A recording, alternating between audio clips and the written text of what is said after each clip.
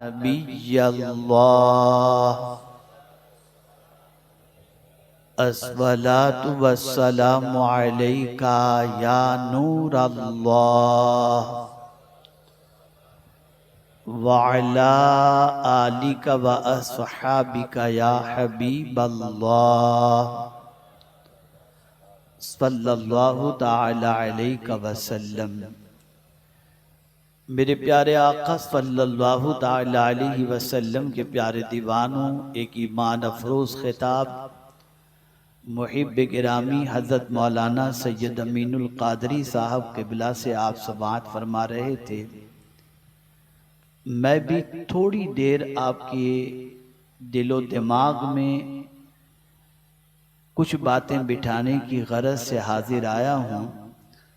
अल्लाह रब्बुल इज़्ज़त मुझे हक़ कहने और आप सबको हक़ सुनने की तौफ़ीक़ अता फरमाए।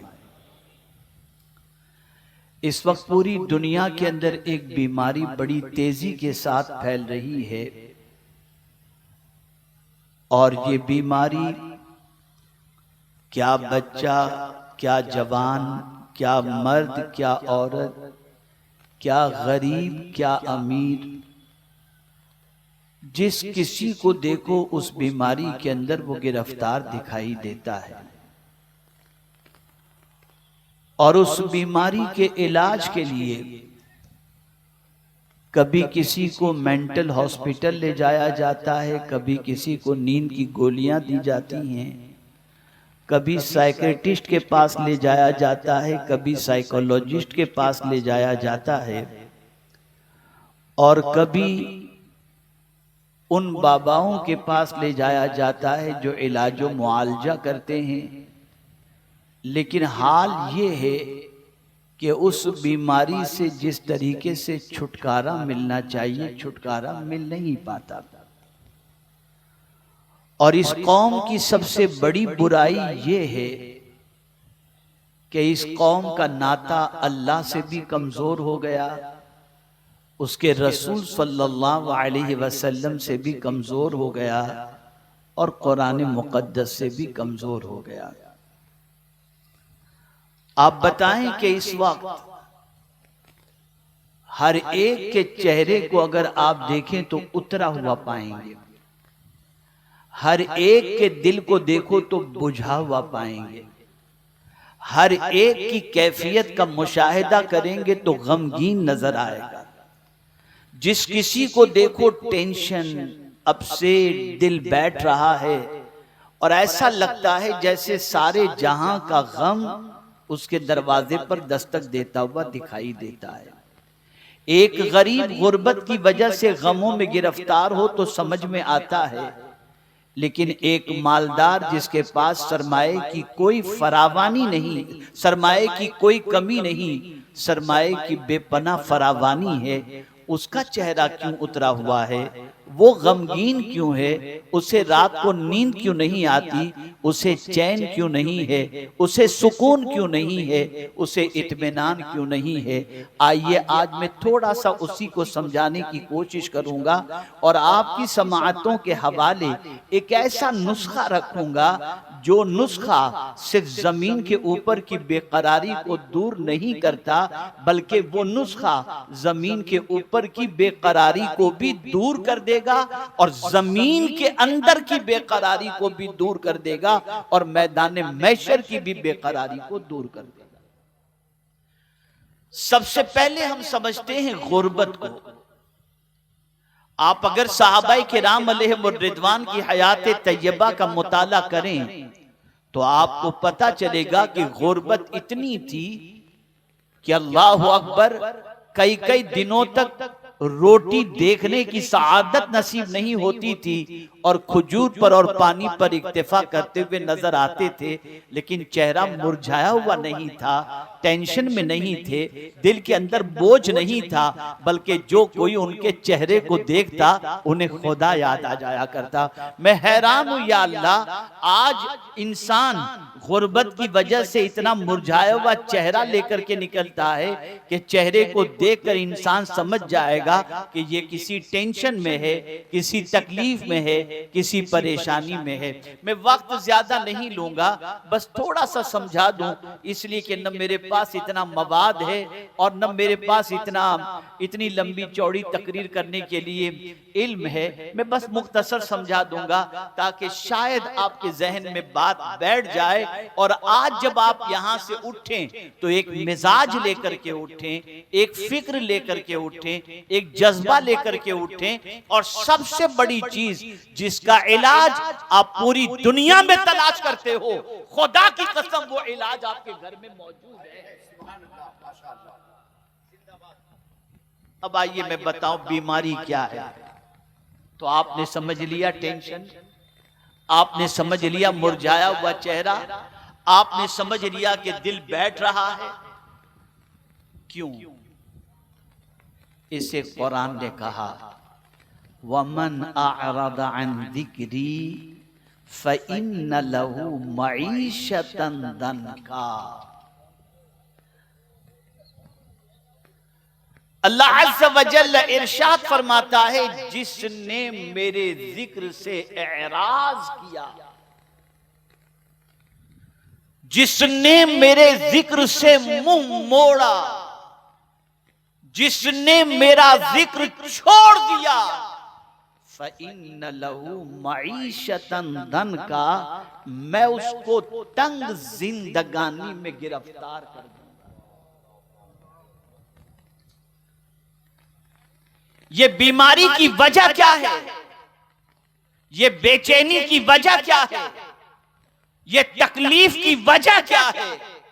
इस तकलीफ की सबसे बड़ी वजह यह है कि हमारे जिस्म के अंदर जो रूह मौजूद है, उस रूह को उसकी गिज़ा जब नहीं मिलती तो हमारी जिंदगी तंग हो जाती है, हमारी कैफियत बदल जाती है, हमारा चेहरा मुरझा जाता है, हम तंग जिंदगानी के शिकार हो जाते हैं। और यहाँ ये बता दूं, तंग जिंदगानी से मुराद ये नहीं कि सिर्फ दिल बैठ रहा है, रोजी भी तंग, जिंदगी भी तंग, जीना भी तंग, और यहां तक मुफस्सिरीन फरमाते हैं जब वो मर जाएगा तो उसकी कब्र भी तंग हो जाएगी। किस वजह से? अल्लाह का जिक्र छोड़ देने की वजह से। और यहां मुफस्सिरीन फरमाते हैं जिक्र से मुराद कुरान मुकद्दस है।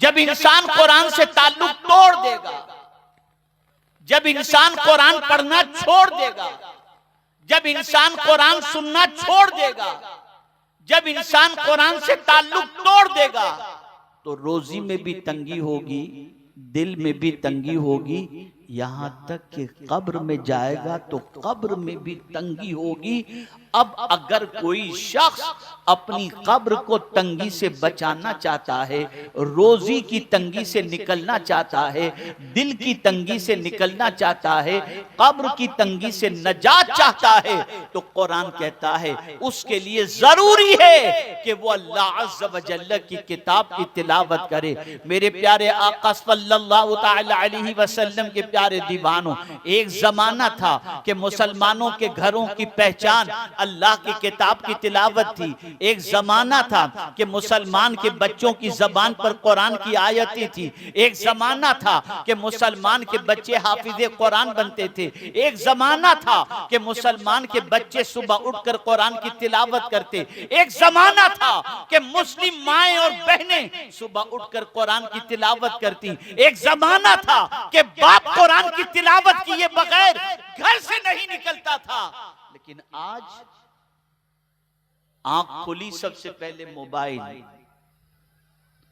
सोने से पहले मोबाइल, जिंदगी पूरी मोबाइल में गुजर। देखिए ये भी बैठे हैं माशाअल्लाह, कब से लगे हुए मोबाइल पर, इसलिए कि यहां की बात जरूरी नहीं, उनकी बात जरूरी है।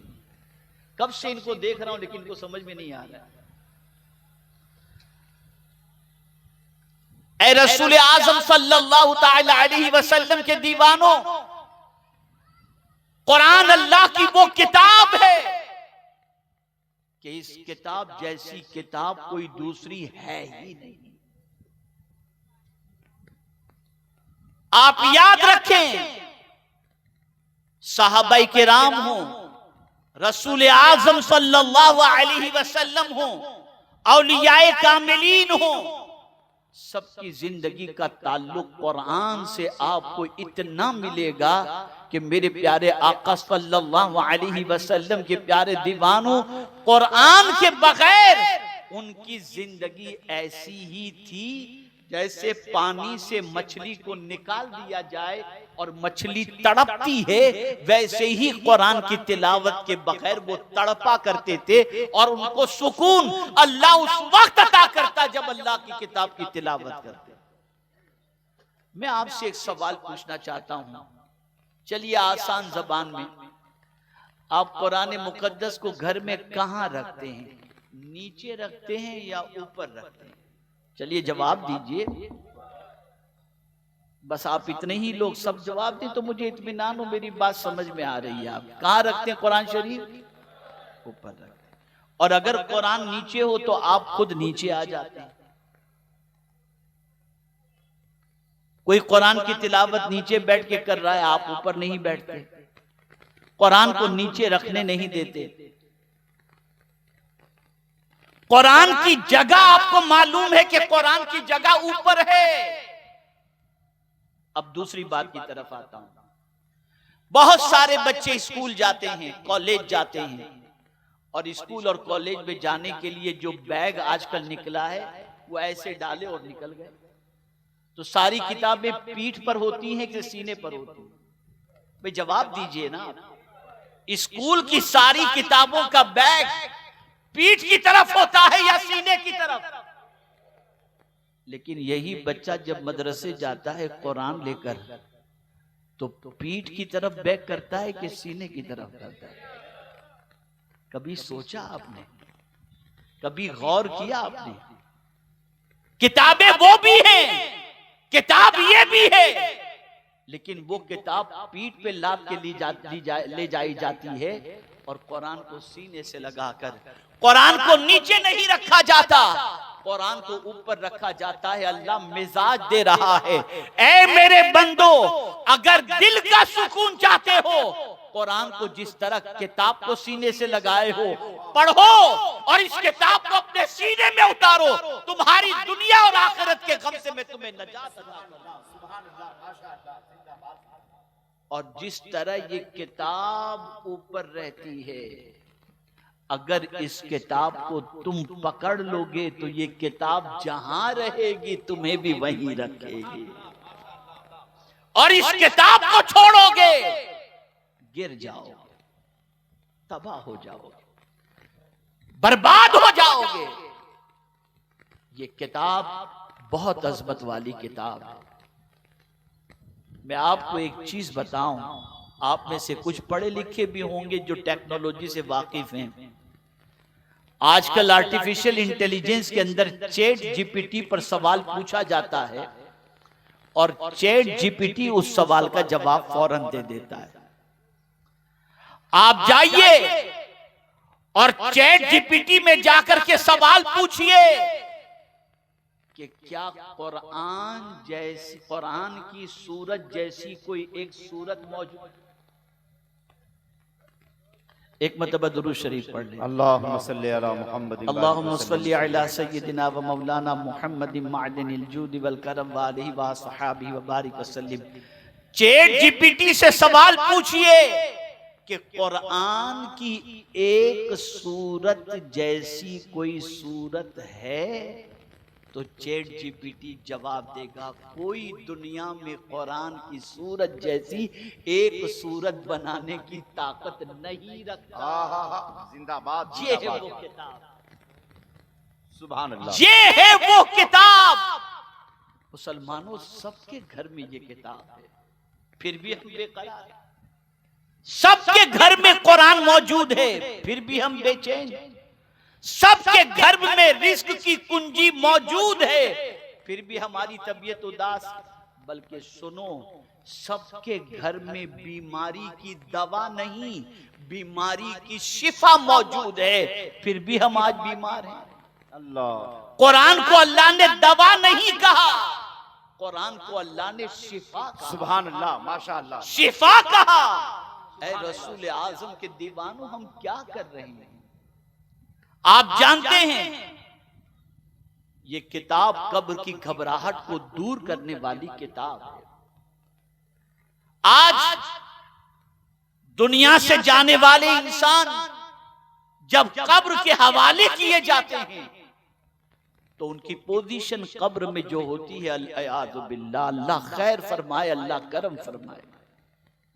लेकिन अगर कोई शख्स जमीन के ऊपर कुरान शरीफ की तिलावत का आदी होगा तो आप जानते हैं कब्र में ये कुरान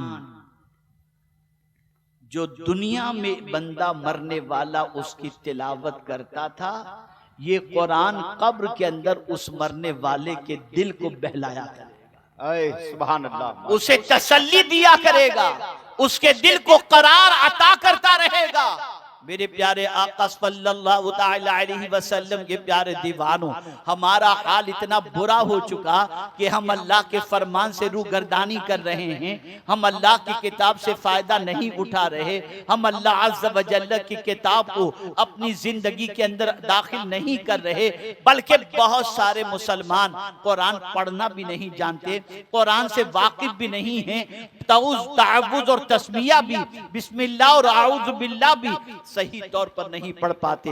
मैं आपसे पूछना चाहता हूं, आप दुनिया के हर मामले के अंदर सिफारिशी को ढूंढते हैं, मेरा ये सिफारिशी बन जाए, मेरा ये ताल्लुक काम आ जाए, कहीं मसला हो तो इस बंदे के जरिए मैं अपने प्रॉब्लम को सॉल्व कर लूं। जरा मैं पूछना चाहता हूं, जब कल बरोज़े क़यामत इंसान की पोजीशन बड़ी खराब होगी, सवालात हो रहे होंगे, नफ्सी नफ्सी की कैफियत होगी, हर आदमी डर रहा होगा, अब उसका आमाल नामा खुलेगा, वला युगादिरु सगीरतन वला कबीरतन इल्ला आसाहा, छोटी छोटी चीज, बड़ी बड़ी चीज सब उसके दफ्तर के अंदर मौजूद होगी, सब खोल दिया जा रहा होगा। बंदे से कहा जाएगा इक़रा किताबक, अपना आमाल नामा पढ़। मैं आपसे पूछना चाहता हूं, इस खतरनाक सिचुएशन के अंदर आदमी डर रहा होगा, मेरे ऐब खुल रहे हैं, मेरे गुनाह खुल रहे हैं, मेरी बुराइयां मेरे सामने आ रही हैं, मेरे पाप मेरे सामने आ रहे हैं। उस मौके पर वो कौन सी चीज है जो अल्लाह अज़्ज़ व जल्ल की बारगाह में हमारी सिफारिशी बनकर हमारी नजात का सामान बनेगी? तो अल्लाह के रसूल सल्लल्लाहु अलैहि वसल्लम फरमाते हैं, अल कुरान व सियाम यशफिआन यौमल क़ियामा, कुरान और रोजे क़यामत के दिन सिफारिश करेंगे, शफाअत करेंगे। ऐसी सिचुएशन में कुरान अल्लाह की बारगाह में अर्ज करेगा, ए अल्लाह इसे जहन्नम में न डाल, ये मेरी तिलावत किया करता था, ये मुझे पढ़ा करता था। मुसलमानों क्या हो गया? जिस किताब को सुबह उठ के पढ़ना चाहिए, जिस किताब को रात को सोते वक्त पढ़ना चाहिए, जिस किताब को जिंदगी में शामिल कर लेना चाहिए, उस किताब से हमारा ताल्लुक टूट गया, उस किताब का पढ़ना छोड़ दिया हमने। मैं आपको बताना चाहता हूं, मेरे प्यारे आका सल्लल्लाहु अलैहि वसल्लम के प्यारे दीवानों, आप और हम जब कभी परेशान होते हैं, जब कभी गमगीन होते हैं, तो सोचते हैं चलो किसी हिल स्टेशन पर चले जाएं, पिकनिक पर चले जाएं, वहां जाकर के जरा दरिया किनारे बैठेंगे, जरा गार्डन में घूमेंगे, थोड़ा दिल बहल जाएगा। आइए जरा ख्वाजा साहब से पूछते हैं, ख्वाजा साहब आपका बाग कौन सा है? आपको तो हमने दुनिया के बाग में टहलते नहीं देखा, टेंशन इतना कि जमीन पर आपको बैठने नहीं देते, टेंशन इतना कि आपको एक जगह से दूसरी जगह पर मुंतकिल करने के लिए कोशिशें हो रही हैं। तो ख्वाजा साहब आप बताइए कि आप इस टेंशन के अंदर किससे अपने आप को फ्रेश करते हैं? आपका बाग कौन सा है? तो ख्वाजा साहब इरशाद फरमाते हैं, मेरा बाग कुरान है और उस बाग की बहार मोहम्मद अरबी सल्लल्लाहु अलैहि वसल्लम में। पता चला जब जब तुम्हें बेचैनी हो, इधर उधर जाने की जरूरत नहीं, वुजू करो, कुरान खोलो, पढ़ना शुरू करो, तुम्हारा दिल बाग बाग हो जाए। सुभान अल्लाह, माशाअल्लाह। तो जितनी भी तंगी दिल के अंदर है, रोजी में है, तबीयत में है, इन सब की सबसे बड़ी वजह यह है कि हमने अल्लाह की किताब से रिश्ता कमजोर कर दिया। और जो अब सुनिए आगे जो मैं अर्ज करता हूं, जो दुनिया में कुरान नहीं पढ़ेगा, जो दुनिया में कुरान नहीं देखेगा, अल्लाह फरमाते वना शुरू यौमल क़ियामत आमा, क़यामत के दिन अल्लाह उनको अंधा उठाएगा। अल्लाह अकबर। वो कहेंगे कुन तो बसीरा, मौला हम तो आंख वाले थे, हम तो दुनिया में देखने वाले थे, आज हमें तूने अंधा क्यों उठाया? तो जवाब मिलेगा तुमने अपनी आंखों से कुरान नहीं देखा, बल्कि आंखें दी ही थी कुरान देखने की। अल्लाह अल्लाह अल्लाह। ए रसूल आजम सल्लल्लाहु अलैहि वसल्लम के दीवानों, याद रखें आज हमारा मिजाज है कि मरने वाला जब मुसलमान मर जाता है तो उसके ईसाले सवाब के लिए हम कुरान खानी का एहतमाम करते हैं और हम सोचते हैं कि ये कुरान पढ़कर मरहूम को सवाब पहुंचाओ, इंशाअल्लाह मरहूम को कब्र के अंदर राहत पहुंचेगी। तो जो किताब मरने वाले को कब्र के अंदर फायदा पहुंचाती है, वही किताब जमीन पर जिंदा रहने वाले को भी फायदा पहुंचाती है। अगर दिल से डर निकालना चाहते हैं, दिल से तंगी निकालना चाहते हैं, दिल से बेचैनी निकालना चाहते हैं, दिल से बेकरारी निकालना चाहते हैं, दिल से खौफ निकालना चाहते हैं, दिल से गम निकालना चाहते हैं, तो अल्लाह की किताब से अपने रिश्ते को मजबूत कर लो।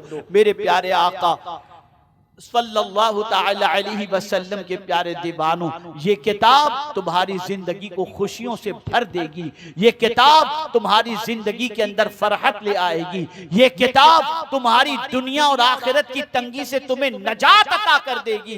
ए रसूल आजम सल्लल्लाहु अलैहि वसल्लम के दीवानों, आज हमारे जिस भाई ने अपने वालिद के इसाले सवाब के लिए ये महफिल मुनक़िद की है, हमें चाहिए कि हम उनको भी कुछ पढ़ करके इसाले सवाब कर दें, ताकि उनकी कब्र में भी उन्हें राहत पहुंच जाए और परवरदिगार जल्ल जलालहू उनकी कब्र को भी जन्नत के बागों में से एक बाग बनाकर उनकी मग़फ़िरत फरमा दे। मेरे प्यारे आका सल्लल्लाहु अलैहि वसल्लम के प्यारे दीवानों, अर्ज करने का मंशा ये है, माएँ सुबह करें कुरान की तिलावत के साथ। हम इमाम हुसैन का जिक्र जब करते हैं तो ये तो जरूर करते हैं कि इमाम हुसैन नेज़े पर भी उनका सरे मुबारक कुरान की तिलावत कर रहा था। आप जरा सोचो, ये सुन करके भी अगर हमारे अंदर कुरान की तिलावत का जज्बा न हो तो हम जैसा मुर्दा दिल दुनिया में और कौन हो सकता है। कुरान सीखो, कुरान बच्चों को पढ़ाओ, कुरान खुद भी पढ़ो, रोजाना लोगों के मैसेज पढ़ते हो, सुबह उठकर खुदा का मैसेज भी पढ़ लो कि उसने कुरान में हमें क्या फरमाया है। पढ़ो, पढ़ो अल्लाह की किताब।